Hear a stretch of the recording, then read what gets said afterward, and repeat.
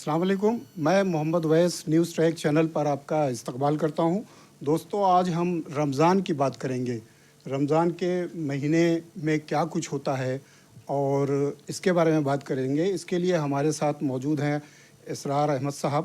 یہ ایک سفل ویاپاری ہیں اور سماجی درد رکھتے ہیں، سماج کا کافی خیال رکھتے ہیں۔ تو ان سے جاننے کی کوشش کریں گے کہ آج سے 50 سال پہلے جب وہ بچپن میں تھے، اس سمے رمضان کی تیاریوں کو لے کر کیا کچھ ہوتا تھا؟ دیکھیے، ایسا ہے کہ وہ جو زمانہ تھا، جب ہمارا اپنا بچپن تھا، تو اس زمانے میں رمضان شریف کا بہت اہتمام ہوتا تھا ایک تو، اور تمام چیزوں کا بڑا خیال رکھا جاتا تھا، افطار اور سحر کا بھی اور اس کے اوقات کا بھی۔ اور اس میں یہ بھی تھا کہ تمام اپنے عزیز و اقارب کا جو ہے خیال رکھا جاتا تھا، ان کے لیے تمام چیزوں کا پہنچانا ان تک۔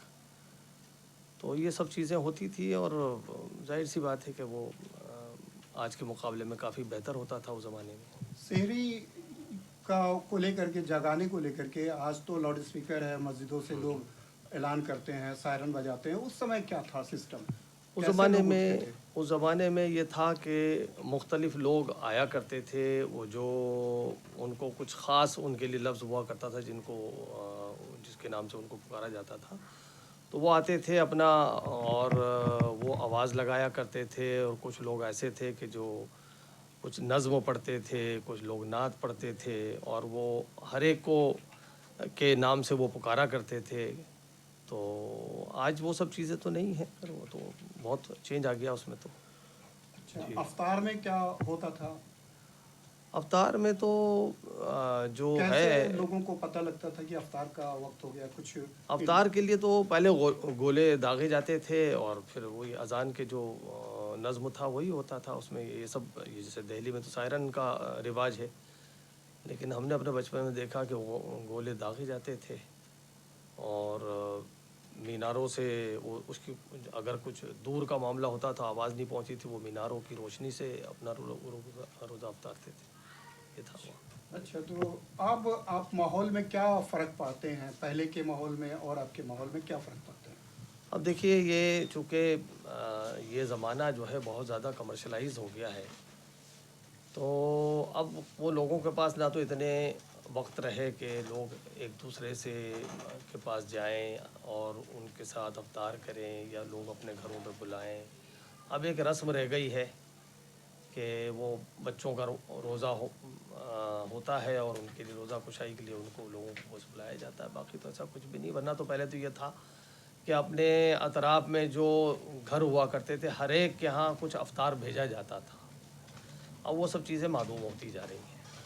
اچھا، تو مسجدوں میں بھی لوگ افطار بھیجتے تھے، اب ہاں، نہیں؟ مسجدوں کا بھی ایک وہ تھا کہ مسجدوں میں بڑے دسترخوان لگا کرتے تھے، اس میں جو ائمہ حضرات مؤذنین وہ اس کا بہت اہتمام کرتے تھے، اور ہر گھر سے ایک فرد مسجد جاتا تھا اور اپنے لیے وہ افطار لے کے جاتا تھا۔ وہاں پہ کوئی باہر سے کچھ نہیں آتا تھا، لوگوں کے گھروں سے پہنچتا تھا۔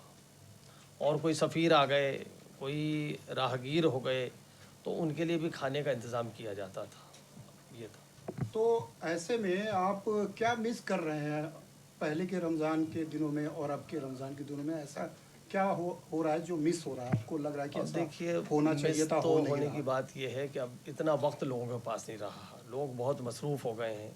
پہلے رمضان شریف میں یہ تھا کہ فاضل وقت میں وہ تمام چیزیں ہوتی تھی۔ اب لوگوں کے پاس اتنا وقت تو نہیں، بالکل ٹائم پہ آتے ہیں، افطار کا وقت ہوتا ہے اور اس وقت لوگ اپنے گھروں کو پہنچتے ہیں، تو اس طریقے پہ کر نہیں پاتے ہیں اب، بس یہ ہے۔ اچھا، روزہ افطار کا پہلے چلن تھا کیا؟ جیسے اب ہے، بلاتے ہیں لوگ، 200 250 500 لوگوں کی دعوت ہوتی ہے۔ پہلے تو دیکھیے یہ تھا کہ آج جس طریقے پہ کمرشلائز ہو گیا ہے کہ افطار پارٹی کے نام پہ جو کچھ ہوتا ہے، پہلے اتنا سب کچھ نہیں ہوتا تھا۔ پہلے تو یہ ہوتا تھا کہ اگر کسی بچے نے گھر میں روزہ رکھا ہے تو اس کے لیے کوئی دعوت وغیرہ کا نظم نہیں ہوتا تھا، بس یہ ہوتا تھا کہ کچھ شیرنی جو ہے وہ گھروں تک پہنچا دی جایا کرتی تھی، اور لوگ اس کے جو ہے عوض میں بچوں کو کچھ نقد ان کے ہاتھ میں رکھ دیا کرتے تھے اور بچہ خود جاتا تھا ان کے گھروں تک افطار پہنچانے کے لیے، مٹھائی دینے کے لیے. یہ بہت بنیادی فرق ہو گیا. دوستوں آج بس اتنا ہی. ہمارے اس چینل کو زیادہ سے زیادہ سبسکرائب کریں، ویڈیو کو لائک اور شیئر کریں. شکریہ.